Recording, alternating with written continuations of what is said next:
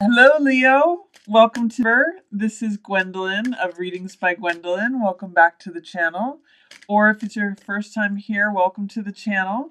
I'm doing a 15 Terrascope for Leo. So let's get right into it here. Let's see what's coming up for Leo.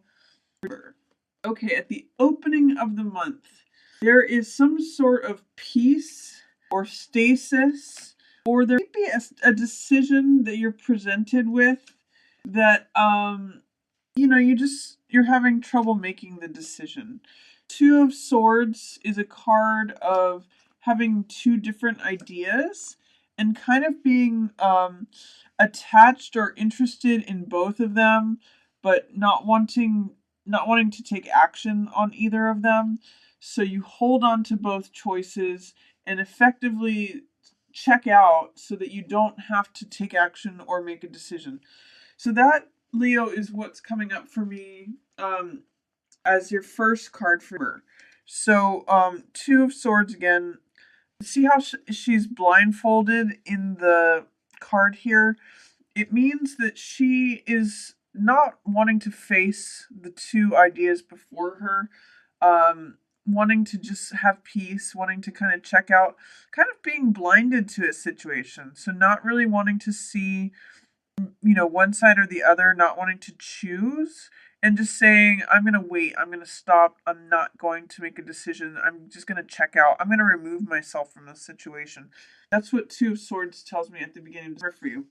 I see Hierophant here in reverse also, which means being like not really concerned about the outer world or the outer mores of things, not really being concerned with traditionalism, doing things in a traditional way. So sometimes it means like doing things that other people might frown upon or question, like, why did you do it this way? Why did you look before you leap? Or why are you moving somewhere before having set up a job? Or why are you living with someone, without getting married? Or why, it's a very conventional card. It doesn't necessarily mean that there's anything wrong with the way that you're doing things. It just means that from a conventional, traditional standpoint, you get some eyebrows raised, but it doesn't necessarily mean that it matters. It could be just that that's the way you're choosing to do things, and that can completely work for you, Leo. So just understand that if there's other people who are more conventional, who are not understanding your approach, that's okay. It's just saying that it may buck the traditional standards or traditional conventions of the day. And it's also in line with Six of Cups in reverse. This is a card of sentimentality. It's a card of innocence. It's a card of childlike innocence and kindness. You can see in the card that there's two children who are just giving cups to one another full of flowers, and that the flower in that is a lily of innocence. So when this card shows up, I always talk about sentimentality and a return to the past. So when it's in the reverse position, though, what it makes me wonder is, are you missing someone from the past? Like, are you missing a sibling? Is there a separation from a sibling that's happening for you? Or another way of interpreting Six of Cups in reverse is beware of cynicism. Because in the upright position, Six of Cups is, open heartedness, purity, innocence, kindness, sweetness. Be careful that you don't fall into cynicism, or not trusting in people, or feeling like hard-hearted. That's almost the opposite of this card. And it may also mean that there may be a fear of returning to something from the past. Because Six of Cups means sentimentality and things from the past, in its upright position, it can sometimes mean reunion with someone in the past. In the reverse position, it means either separating from someone from the past. That's why I'm saying separation from a sibling. Or it can mean a fear of returning to habits from the past. So at the opening of the month, if you have any doubts and fears about returning to something that happened in the past. Don't worry about that. That might be why you're breaking with tradition here, is because you're breaking an old cycle, you're breaking a system. So that's how I'm reading those two cards together. I'm also seeing that the sun is setting on an old battle. This is Five of Swords, which I always call picking up the pieces. And this is taking away ideas, taking away spoils and rewards from a battle that's been well fought and fought over a long time. This is a card of it's not open, it's, I suppose it could be considered open conflict, but it's open conflict that has finished, open conflict that has completed. And this figure, Five of Swords, is collecting swords from the battlefield that are left over. And because swords are a representation of the mental element, they usually represent ideas or thoughts. So because they're rewards also and treasures, these are thoughts and ideas about something that you have gained from the experience of having fought this war, having been through it, this conflict. The sun is now setting on it. So these are new ideas that you can take with you that are a result of having been through that. So that's the opening of the month for you, Leo. Towards the middle of the month, I see that you are going to be working on home projects or working on group or collaborative projects.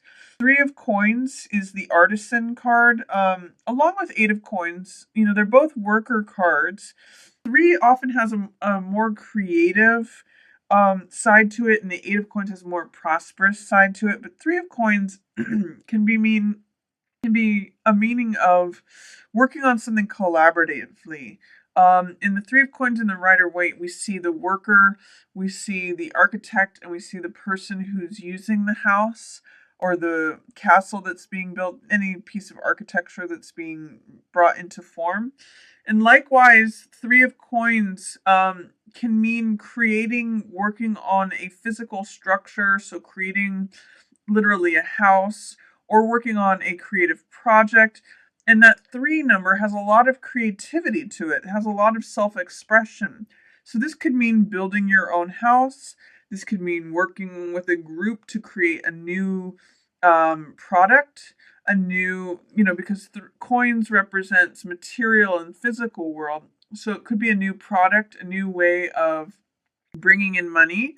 Oftentimes, Three of Coins is bringing in money from multiple sources, so multiple sources of income.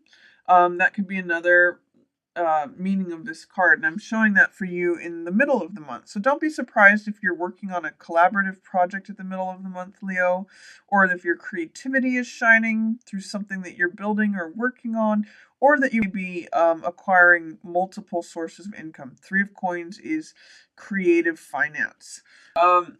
It could be also a way that you think, oh, you get this great idea of like, I can leverage money by doing this thing. If I invest here, I can use the dividends or the profits to invest over there. And it's just being creative with your income. So that's another possibility. I do see some worry though. This is nine of swords. And again, swords are the mental element. So swords mean ideas or thoughts. And in this one, it depicts tension and anxiety regarding your mental state, regarding your frame of mind. And one of the things I always say with this card is be careful that you don't make mountains out of molehills. You be careful that you don't over worry or overthink things. This is a card of overthinking things and keeping yourself up at night with too many thoughts. You may have a few legitimate problems and a few legitimate things that you need to think on, but try not to triple it with overthinking things, with running around in circles in your head in the middle of the month. See if you can, if you are doing things with money, or if you have multiple sources of income, don't overthink things in the middle of the month. You have the Knight of Cups showing up for you and the Page of Rods, and they're both kind of looking off into the distance. So this is saying to me, Knight of Cups is a card of a message of the heart. This is someone who is an idealist. He's a romantic. He sees things in the most refined way possible. So he's He's clever, romantic, and playful like all the knights are, but because he's the Knight of Cups, which is the heart representation, it represents the heart element. Um, he's a romantic. He is, sensitive and concerned with feelings, and he can kind of have like flights of fancy. Nights are always about testing out energies, so they swing wildly between one extreme and the other. So this could mean learning to say things on your mind. Knight of Cups often wears his heart on his sleeve. So it's learning how to express yourself in an emotional way, without being overly sentimental, overly, I don't know why I want to use the word tawdry, but maudlin, I guess, is the word I'm looking for. So communicating and wearing your heart on your sleeve without being overly sentimental or maudlin. That's the sense of Knight of Cups that I'm getting for you. This also could be a young man of the heart. So that may be a young man of the heart who shows up for you in the middle of the month. But remember not to like overthink that or be overly concerned or worried regarding him. Or one other way I want to interpret this for you is that if there is some message on your heart, Leo, that you're wanting to convey, especially if it's to a younger person, because this is Page of Wands, which represents a young, vibrant, fiery person. It could even be a fire sign, Sagittarius, Leo. This could even just be you or Aries. But if you especially have something on your heart that you want to convey to this, could even be your younger self, Leo. Don't overthink it.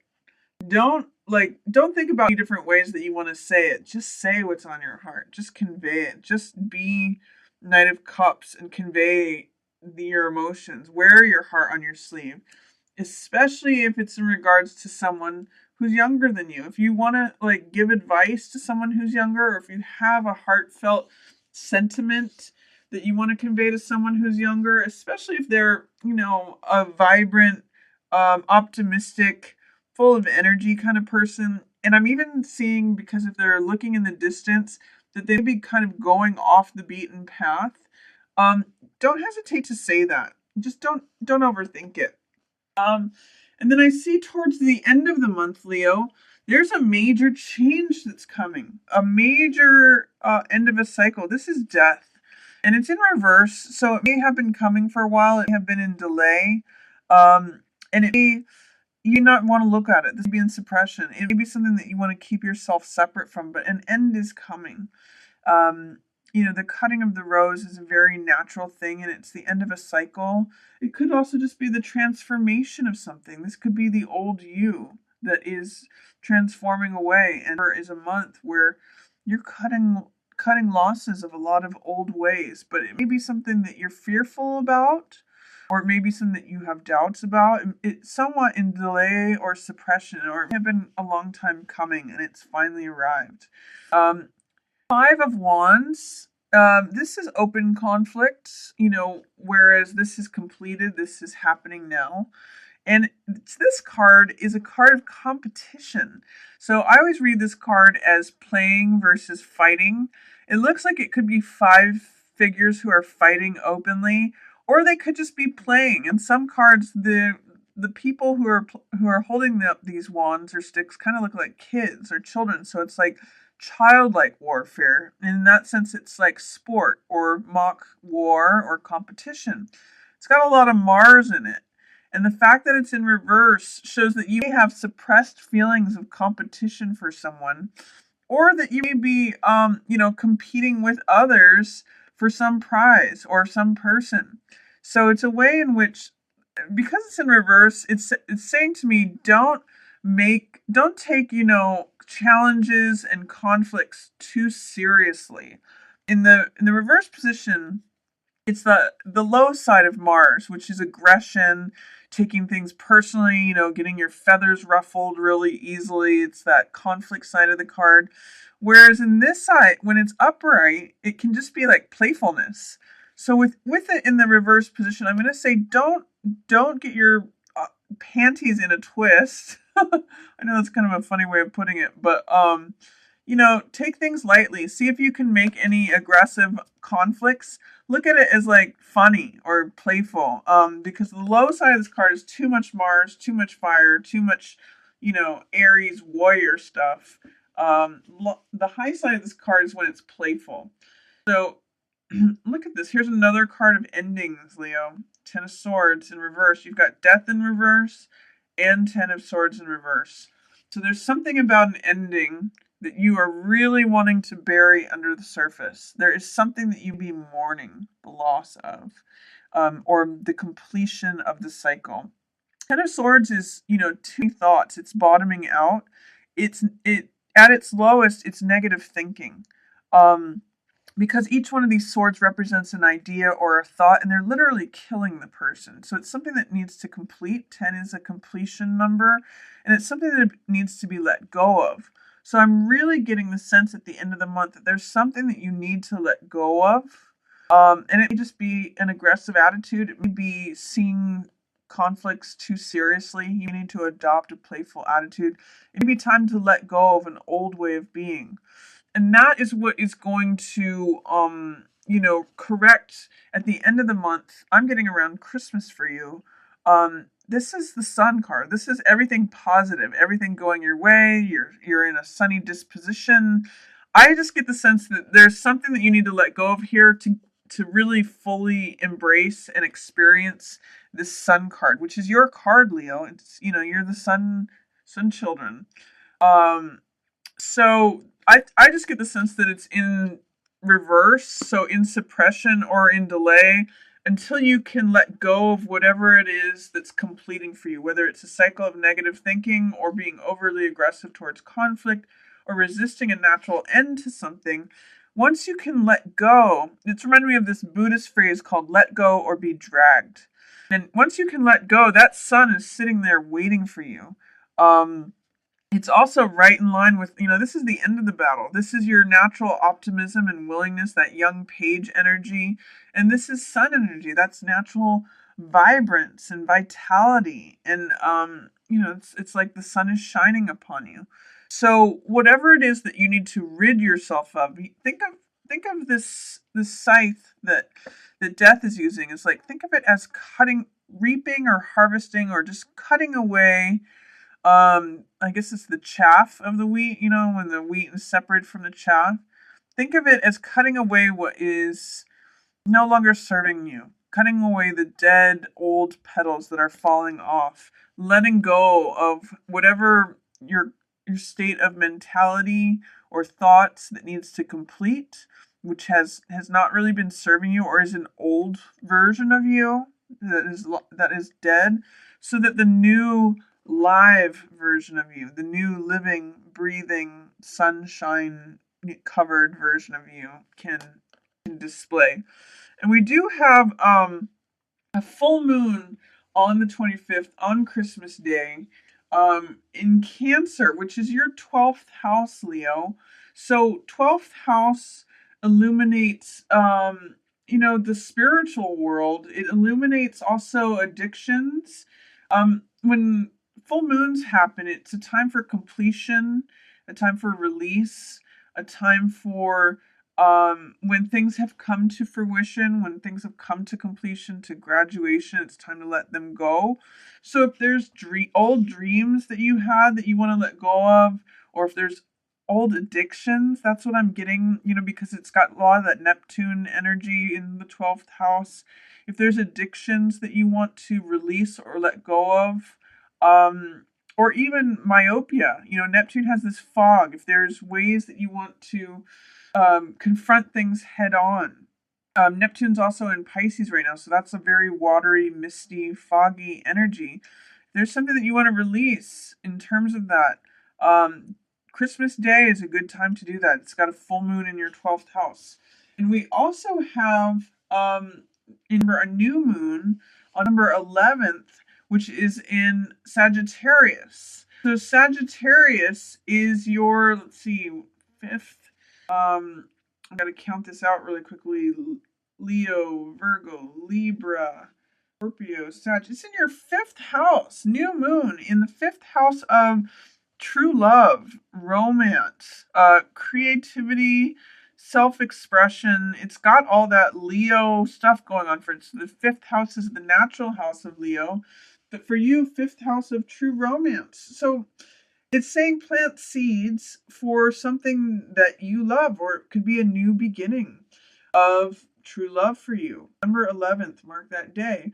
True, true bonding in love, true, self-expression of who you are. It's a good time for beginning something that really expresses who you are. Um, New beginning in fifth house, creativity. So again, if you want to begin a creative project, that is a great day to start. It's hitting right here in the middle of the month. That could be regarding your three of coins, three of pence energy. So it could also be a moneymaker, Leo. So enjoy that. I hope you enjoyed your reading. If you have any questions, please feel free to write them down in the comments. I love responding to those. And feel free to like, share, or subscribe. I just want to thank everyone for watching. Yours in the stars. If you enjoyed the reading, feel free to check out readings for the other signs. And also feel free to share on any platform, like, and subscribe. Thank you so much for watching. Yours in the stars.